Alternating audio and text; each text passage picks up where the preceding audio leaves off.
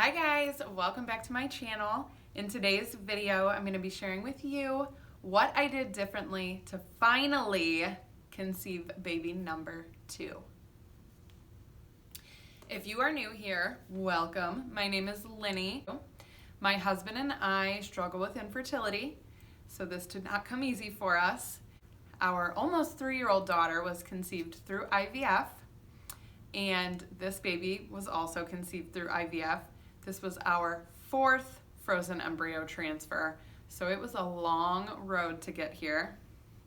It was not easy, but here we are, and I want to share with you guys what I did differently this cycle opposed to other cycles that I believe made all the difference in the world for me.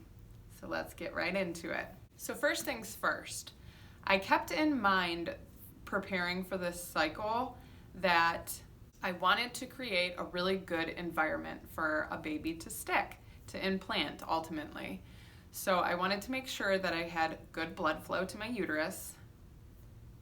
And there are numerous ways that you can get good blood flow to your uterus, but ultimately that is what I feel like it comes down to. You just need to have really good circulation, really good blood flow to your uterus, and you can achieve that in many different ways. And I believe that I tried everything I possibly could. I don't think that I missed anything. So I'm going to share it with you. I'm going to compile it all into one video so that if you guys are trying to conceive a baby, you can get your baby ready. And let me tell you that I worked on this for probably 3 to 4 months before we actually did our IVF transfer. It's not something that happens overnight. You have to work towards it. And I worked my butt off to get to where I am today, which is 12 weeks pregnant. So the first thing that I did was I changed my whole lifestyle. Basically just my diet and exercise and my mental state. So let's talk about mental state first, because I feel like this is really, really, really important. It was for me. Previous to this cycle, I had a miscarriage, and it was really hard for me to get over that. And it was really hard for me to move on. So my mental state, I feel like, played a very, very big factor in this cycle working. And there were numerous different things that I did. I did acupuncture to help try and calm me.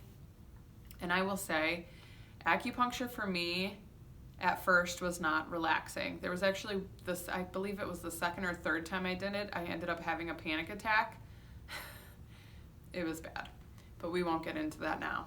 But anyways, it probably took a good 2 months of doing acupuncture for me to start feeling the good effects that it had on me.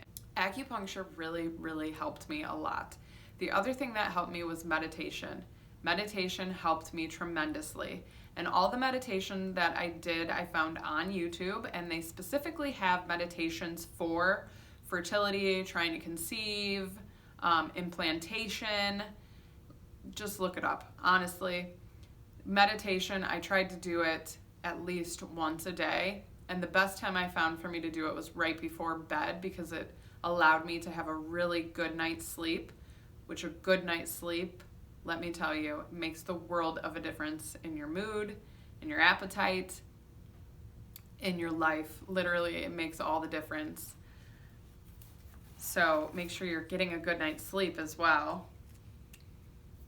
While we're on the subject of sleep, I will mention as well that one of the other things that I started doing to help me get a good night's sleep is I would take half of a melatonin. So my melatonin are 3 milligrams, and I would just take half of a pill every night to help me fall asleep and help me stay asleep. And it worked really well. Sleep is very, very important when you're trying to conceive. It helps with a lot of things. So make sure you're getting sleep. As for my diet, I would say this I did very gradually. It wasn't like I just jumped straight into eating healthy foods. I very gradually worked my way into a very strict diet. And I would say by December, so we transferred in February, by December, so like 2 months before we transferred, I was in a pretty strict diet. And then January, February, when the month before and when we transferred, I did not stray from my diet. And I'll share with you what my diet was. So my rule of thumb was to only eat warm foods and cooked foods. The idea behind this is that the warm foods help support good blood flow to your uterus because your body is not working as hard to warm the foods to break them down. So I ate only warm foods, only good foods. I stayed away from dairy, red meat, soy, and excess of sugars and sweets. Obviously no ice cream, no cold foods, just warm foods. Soups are really good. So I'll give you kind of like a little bit of a rundown of what my meals every day looked like for breakfast. And I never strayed from this, and I can't even look at it right now when I'm pregnant. I would eat 1 egg with half of an avocado spread on 100% sprouted whole grain toast. Sounds so ridiculous, but that is what I would have every single morning for breakfast. And then for lunch, I would have soup, and I made homemade soup every single week. So I would just make it in the crock pot on Monday, and I would have it the entire week until the following Monday. But I would try to make soups that had a lot of veggies in them. Kale soup, vegetable soup, any kind of soup that had a ton of veggies, because I had to get my veggie intake in, which is harder for me. And then for dinner, we would either do HelloFresh, chicken. I had salmon at least once a week. You do have to be careful with your fish intake, but salmon at least once a week, if you like it, is really, really good. And then I would also eat 2 snacks a day. So I was basically eating smaller meals, but I was eating like every 2 hours, almost 2 to 3 hours. So for my snacks, I would have fruit with almonds. And then my second snack of the day usually was a hard-boiled egg. And that's it. Very simple. The other main thing I would say diet-wise is your water intake. I was intaking 2,000 milliliters of water, which I believe is a half gallon a day at least.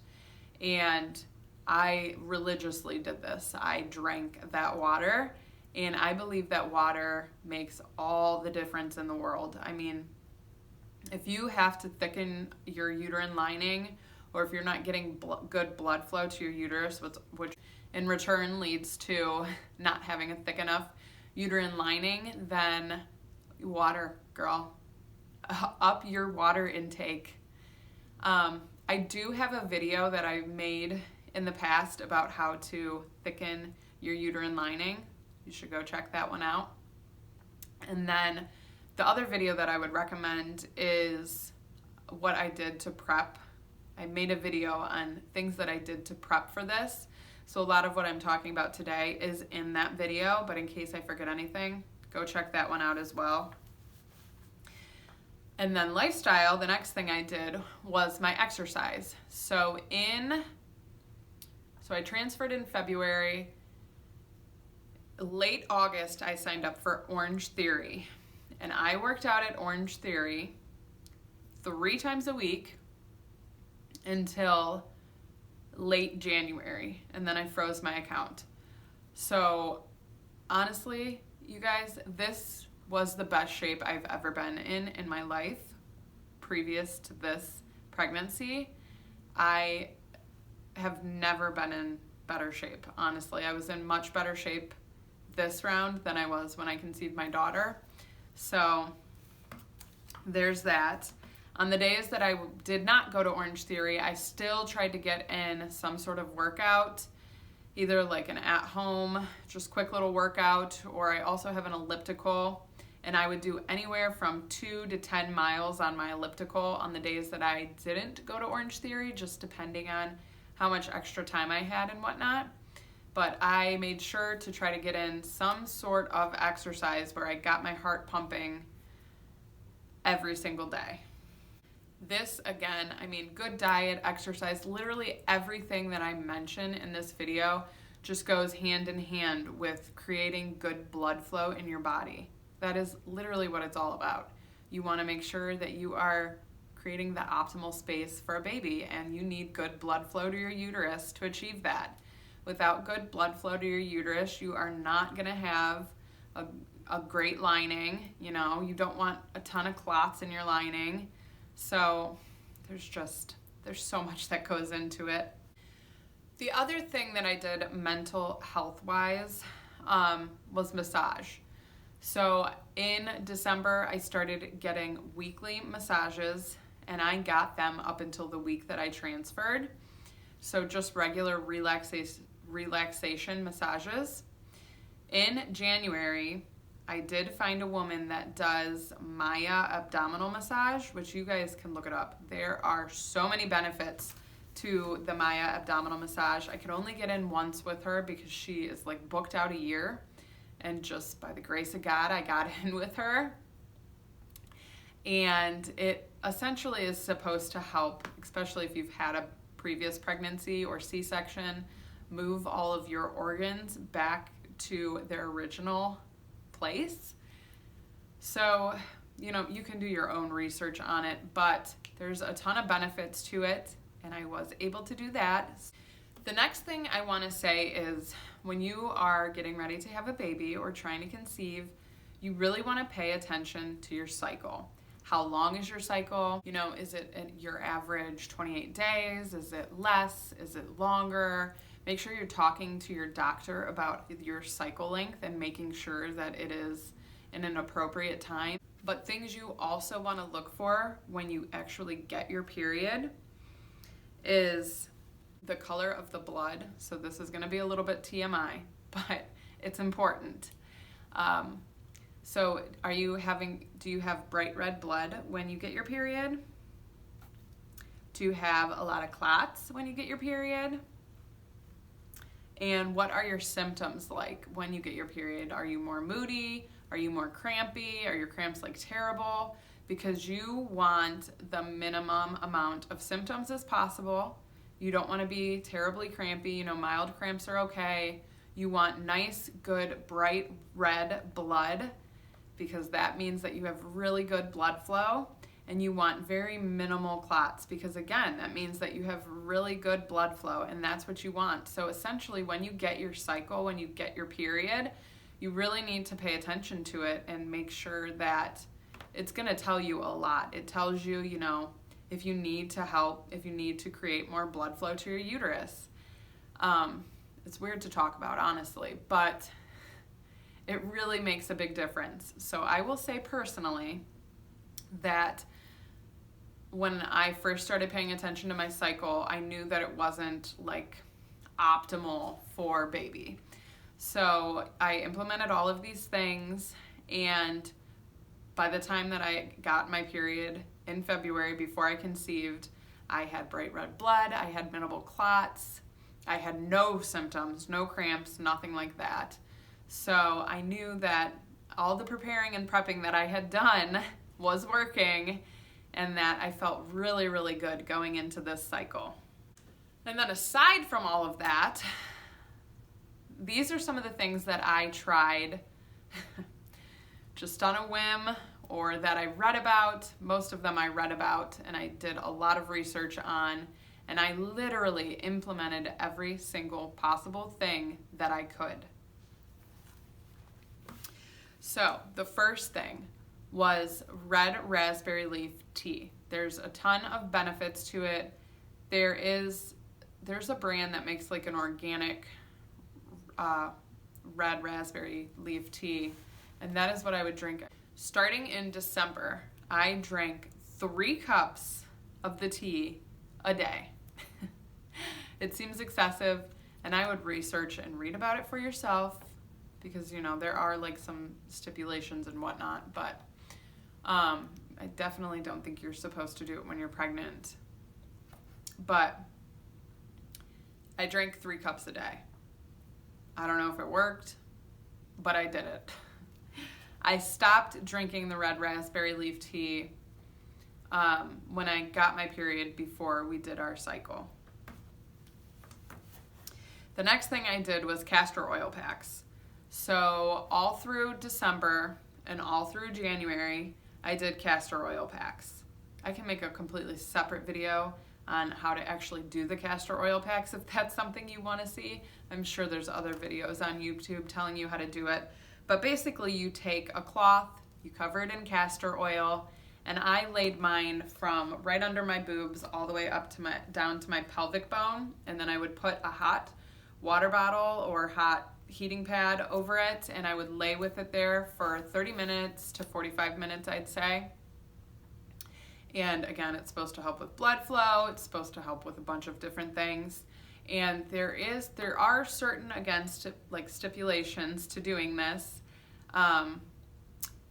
You want to do it, I believe it was, from the time your period ends to the time up until ovulation.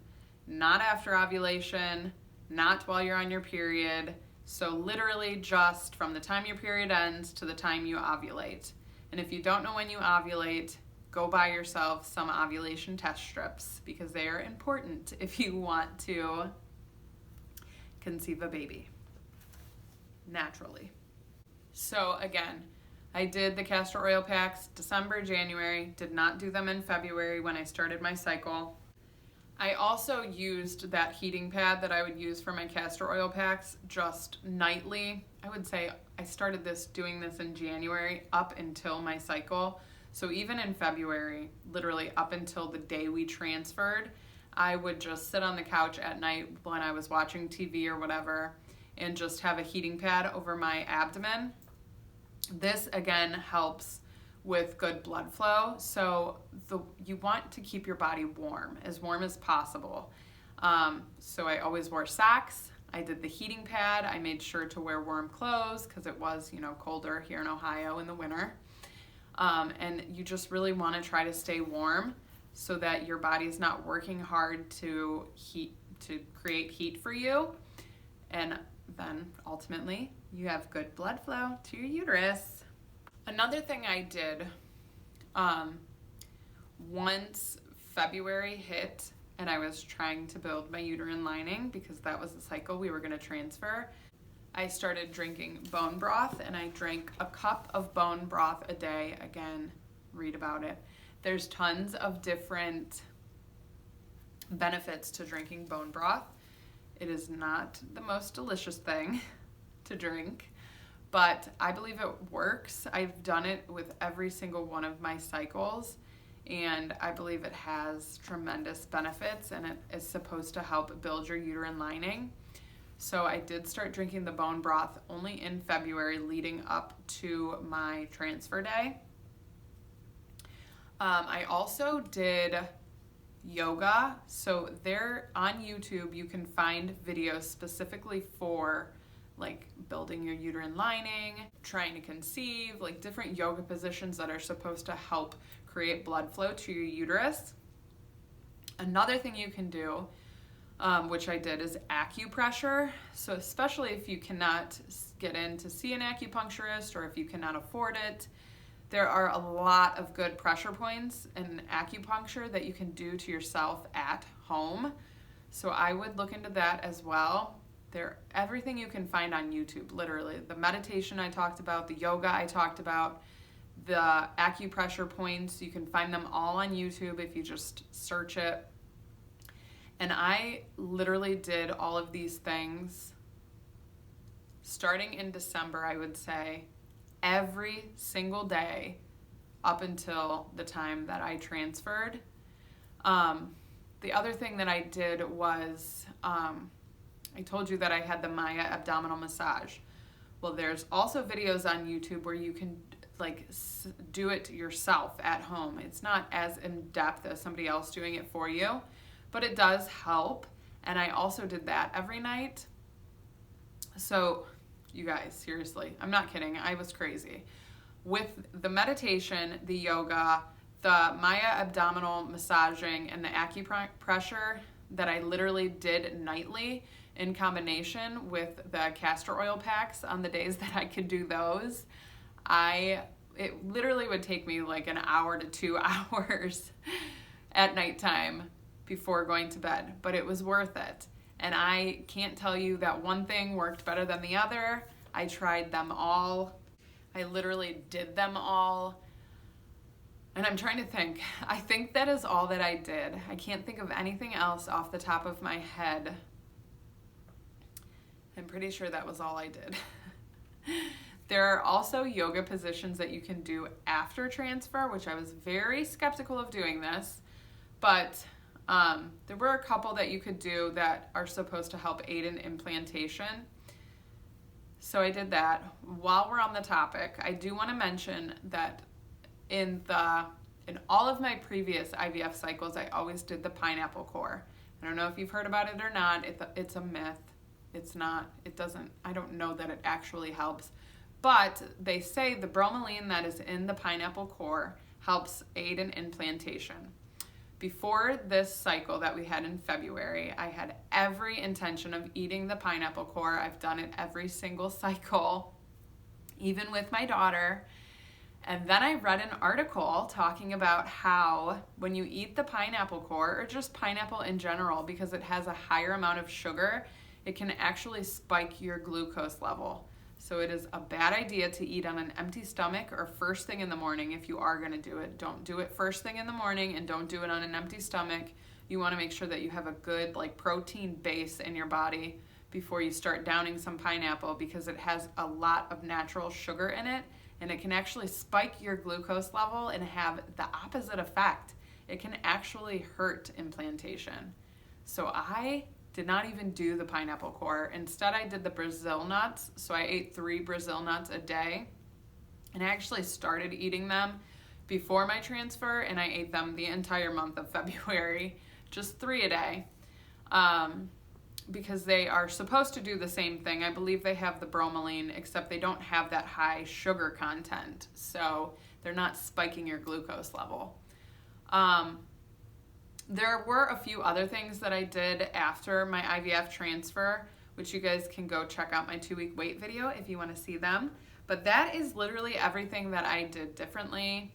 Like I said, I can't say that one thing worked better than another. I feel like just the combination of everything. If you were just going to choose a few, I would definitely say diet and exercise, water intake, and just making sure that you're staying warm and eating warm foods. I believe that that makes a big, big difference. If you don't want to go crazy like I did and do all those extras, diet, exercise, water, staying warm, eating warm foods. I'm sure they'll all help.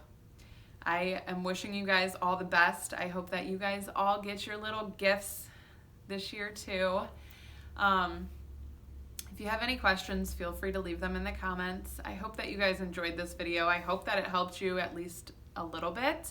If it did, please make sure you give it a thumbs up and subscribe to my channel so you don't miss any future updates. And I will see you guys in my next video. Bye!